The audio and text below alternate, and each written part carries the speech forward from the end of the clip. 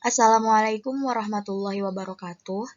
Perkenalkan, kami dari kelompok 6 yang beranggotakan atas nama Jumrianto, Nurul Oktavia, dan Aufa. Di sini kami akan menjelaskan tentang materi sumber belajar.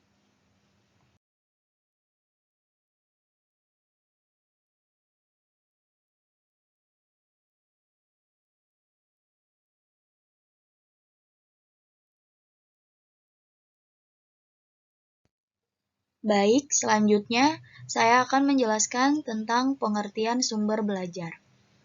Sumber belajar adalah sesuatu yang dapat mengandung pesan untuk disajikan melalui penggunaan alat ataupun oleh dirinya sendiri. Dapat pula merupakan sesuatu yang digunakan untuk menyampaikan pesan yang tersimpan di dalam bahan pembelajaran yang akan diberikan. Di dalam sumber belajar, terdapat beberapa komponen utama yang mendukung sumber belajar tersebut, yaitu yang pertama pesan, yang merupakan pelajaran atau informasi yang diteruskan oleh komponen lain dalam bentuk ide, fakta, arti, data, dan lain-lain. Yang kedua, komponen orang atau manusia sebagai penyimpan, pengolah, dan penyaji pesan. Dan yang ketiga, komponen alat sesuatu yang digunakan untuk menyampaikan pesan yang tersimpan di dalam bahan. Yang terakhir, komponen teknik, prosedur rutin, atau acuan yang disiapkan untuk menggunakan bahan, peralatan, orang, dan lingkungan untuk menyampaikan pesan.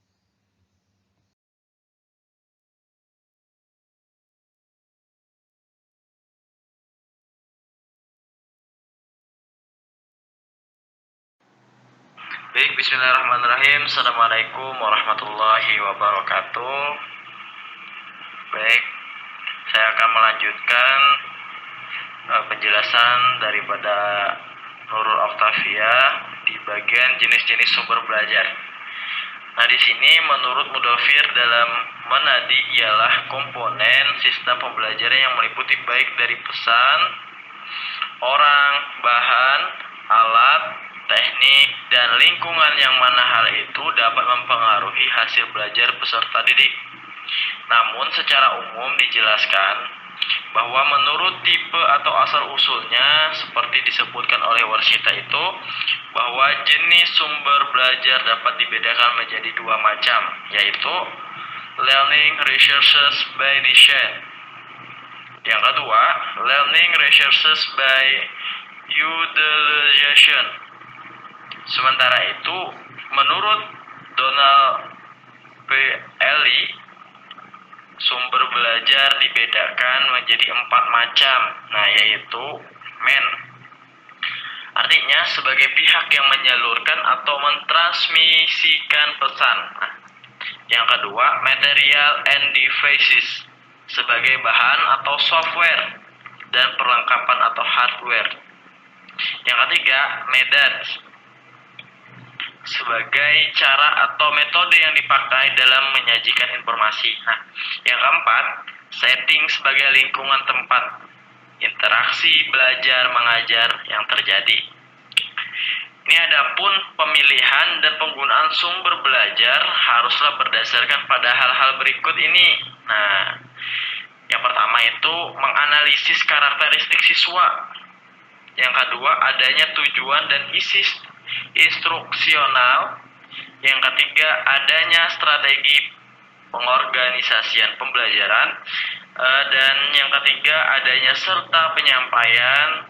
Yang keempat, adanya strategi pengelolaan pembelajaran.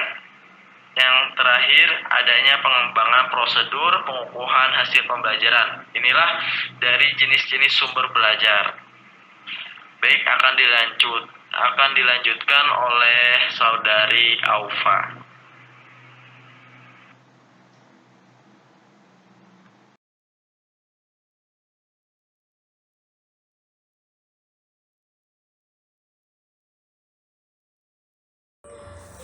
Bismillahirrahmanirrahim. Assalamualaikum warahmatullahi wabarakatuh. Langsung saja untuk mempersingkat waktu, di sini saya akan melanjutkan materi yang telah dipaparkan oleh teman saya. Selanjutnya ada pembahasan mengenai pemilihan sumber belajar.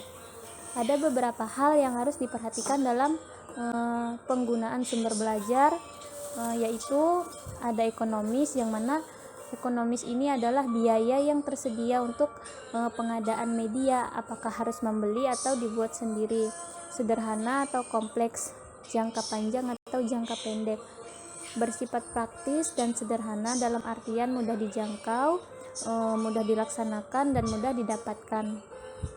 Bersifat fleksibel, bisa dikembangkan dan dimodifikasi dalam rangka mencapai tujuan pembelajaran. Relevan dengan tujuan pengajaran dan komponen-komponen pengajaran lainnya. Terus dapat membantu efisiensi dan efektivitas pencapaian tujuan pengajaran. Memiliki nilai positif baik guru maupun siswa dalam proses pengajaran sesuai dengan strategi dan interaksi belajar mengajar yang telah dirancang dan kemudian dikembangkan. Nah, mungkin itu saja materi yang dapat saya paparkan. Atas perhatiannya saya ucapkan terima kasih. Saya akhiri, sekian dan terima kasih. Wassalamualaikum warahmatullahi wabarakatuh.